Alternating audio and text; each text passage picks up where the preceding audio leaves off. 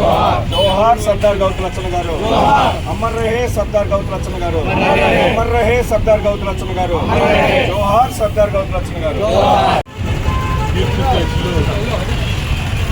सरदार गौतलक्ष्मण गारी 19వ వర్ధంతి సందర్భంగా ఆ మహనీయుడికి నివాళులర్పిస్తాము.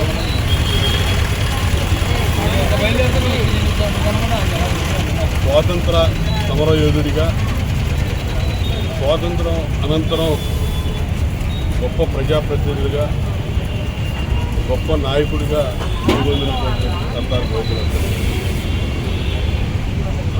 తనకంటూ రాజకీయాల్లో ప్రత్యేకమైనటువంటి స్థానాన్ని సంపాదించుకున్నటువంటి వ్యక్తి. తన ద్వారా తను చేసినటువంటి పదవులకి వన్నె తీసుకొచ్చినటువంటి వ్యక్తి గౌతలక్ష్మణ గారు. బలహీన వర్గాలకి ప్రత్యేకంగా నాయకుడిగానే కాకుండా యావత్ ఉమ్మడి ఆంధ్రప్రదేశ్ రాష్ట్రంలో సర్దార్ లాగా వెలువడినటువంటి గొప్ప ధీరోదర్శన సర్దార్.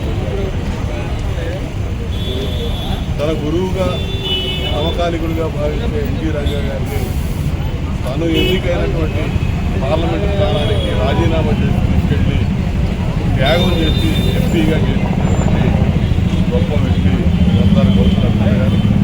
రాజకీయాల్లో విలువలను నేర్పించినటువంటి వ్యక్తి. రాజకీయాల్లో అధికారం ఉన్నా లేకపోయినా అపోజిషన్లో కూడా వాళ్ళ యొక్క వాడిగా ఉండేటటువంటి మాటలతో, వాళ్ళ యొక్క వాక్చాతుర్యంతో, వాళ్ళకు ఉన్నటువంటి నాలెడ్జ్తో ప్రజల్ని ఎంతో చైతన్యవంతం చేసి ముందుకు నడిచినటువంటి గొప్ప వ్యక్తులు గౌతలక్ష్మణ గారు.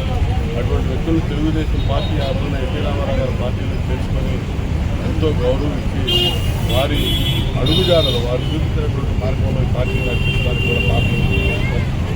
అదే బాటలో చంద్రబాబు నాయుడు గారు, నందన గారి కుమారుడు గారి, ఆయన మనవరాలు గారి, అందరూ కూడా తెలుగుదేశం పార్టీ ఎంత బాగుంటో వాళ్ళు పనిచేస్తూ ఉన్నారు. తెలుగుదేశం పార్టీ గౌతలక్ష్మణ గారి సిద్ధాంతాలకు ఆకర్షించే పనిచేసే పార్టీ అనేది అర్థమవుతాము.